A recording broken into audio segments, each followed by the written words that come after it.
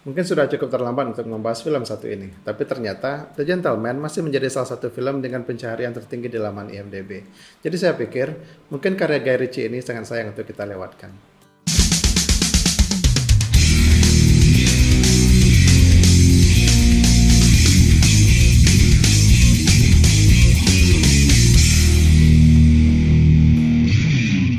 Hai, selamat datang kembali di Katukat. Semoga kalian masih betah menonton review film di channel ini. The Gentleman sudah saya nonton beberapa bulan lalu dan kemarin saya mencoba nonton kembali dan memberikan sensasi yang berbeda. Saat saya kembali menontonnya, film ini terasa jauh lebih menarik. Memang, experience kita saat menonton film berbeda-beda setiap kalinya. Tergantung psikis, tergantung mood, dan tergantung apakah film itu relate dengan kita atau tidak. Tapi oke, saya pikir saya akan membahas film ini dan saya butuh komentar kalian jika kalian sudah menonton film ini lebih dulu. I said play a game with me, Raymond. Right. Lovely.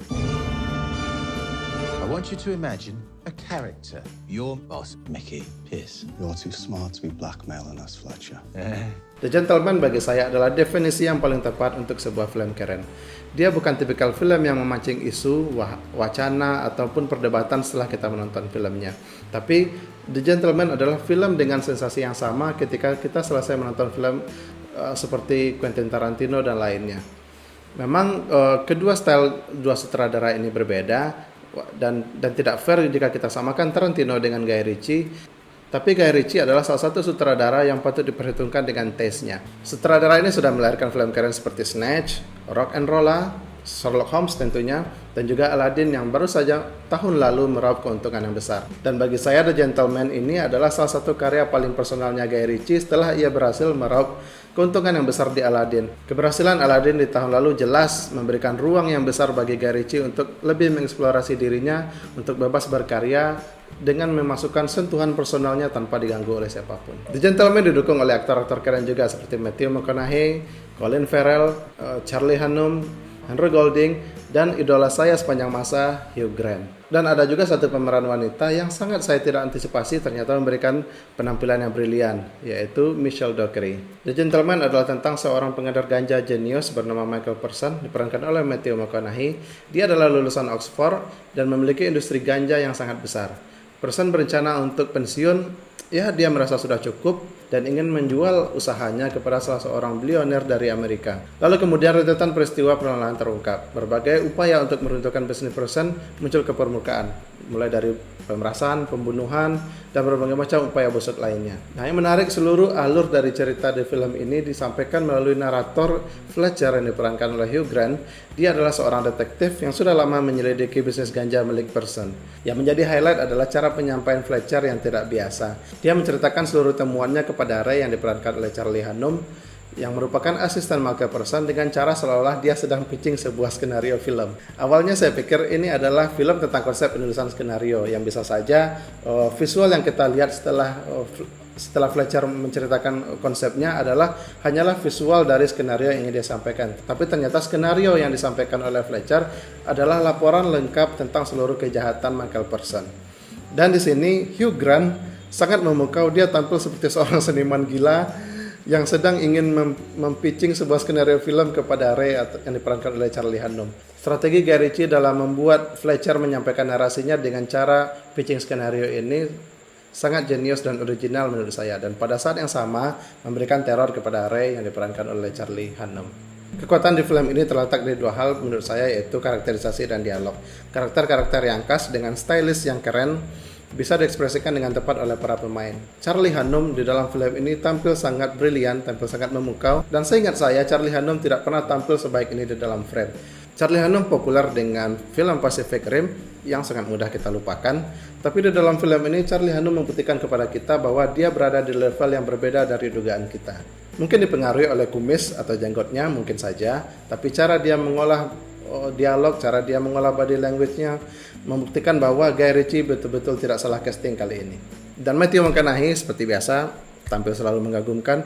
Dia bahkan bagi saya seolah-olah terlahir untuk film-film seperti ini. Walaupun terkadang kita merasa body language-nya, pengolahan vokalnya terasa sama dari satu film ke film lainnya. Dan mungkin saja ini bisa dimaafkan karena bisa saja ini adalah nilai jual Matthew McConaughey yang ingin dieksplorasi oleh setiap sutradara yang bekerja sama dengannya. Alright. Dan yang paling mencuri atensi di sini adalah Hugh Grant. Saya hampir tidak menyangka itu adalah dia. Hugh Grant mengubah secara total aksennya dan penampilannya berbeda sekali dengan film-film Hugh Grant yang selama ini kita lihat. Dia bisa dengan bagus memainkan karakter detektif yang licik dan oportunis yang membuat saya kesal sekaligus kagum kepadanya. Saya jamin bagi kalian yang menonton film ini sampai akhir akan ketawa pecah saat menyaksikan endingnya. Ini adalah ending paling sarkas dan paling sembrono di dalam film menurut saya. Guy Ritchie tidak memilih cara konvensional untuk mengakhiri filmnya. Dan part Hugh Grant di bagian ending adalah masterpiece menurut saya. Ini pada saat yang sama ingin menyindir industri film yang selalu memperpanjang film dengan membuat open ending atau ending yang tidak selesai. Satu-satunya yang kurang maksimal dalam film ini adalah Henry Golding. Saya tahu bahwa dia berusaha memberikan yang terbaik dari yang dia bisa lakukan, tapi perannya sebagai pengedar narkoba yang ganteng dan licik terlalu berlebihan untuknya. Sedikit mengingatkan, Henry Golding adalah cowok keren dari Asia yang kaya raya di film Crazy Rich Asian. Sebetulnya dia sudah berhasil atau hampir berhasil keluar dari image itu di dalam sebuah film Simple Favor. Tapi sayangnya, karakter sebagai pengedar heroin mungkin adalah sebuah lompatan karir yang terlalu jauh baginya. Dan jelas di dalam film The Gentleman ini kemampuan aktingnya sangat terbanting dibanding karakter-karakter lainnya di dalam film ini seperti Matthew McConaughey, Colin Farrell, dan Charlie Hunnam. Nah, soal dialog, film ini memang sangat kuat di dalam aspek ini. Sedikit mengingatkan kita pada pendekatan Tarantino memang, tapi tidak bisa secara brutal kita sama-samakan seperti itu saja. Dan dialog antara Charlie Hunnam dan Hugh Grant adalah salah satu dialog yang paling berkelas di dalam film ini dan menjaga film ini dan menjaga ritme dari film ini agar tidak membosankan sampai akhir. Nah, tapi ngomong-ngomong soal Tarantino, ada dua scene di dalam film ini yang sangat jelas mengingatkan kita pada Pulp Fiction karya Quentin Tarantino. Pertama, saat Colin Farrell dan Charlie Hunnam membuka bagasi bagian mobilnya di mana kamera menyorot low angle dari bawah. Ini mengingatkan kita saat adegan di Pulp Fiction di mana Samuel L. Jackson dan John Travolta membuka bagasi yang sama dan disorot dengan kamera low angle juga. Nah, selain itu, dan adegan saat Colin Farrell dan Charlie Hunnam menggerebek rumah anak ala pecandu narkoba sangat mirip dengan adegan sarapan di Pulp Fiction yang diperankan oleh John Travolta dan Samuel L. Jackson.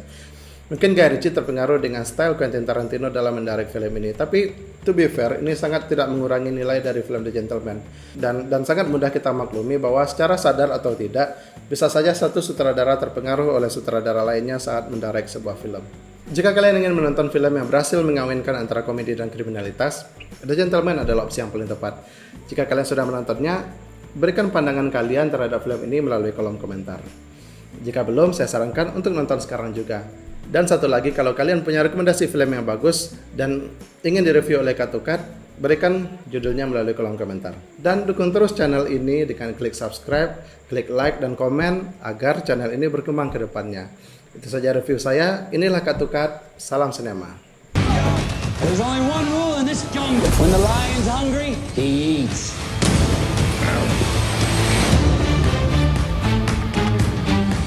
One of her associates had an accident.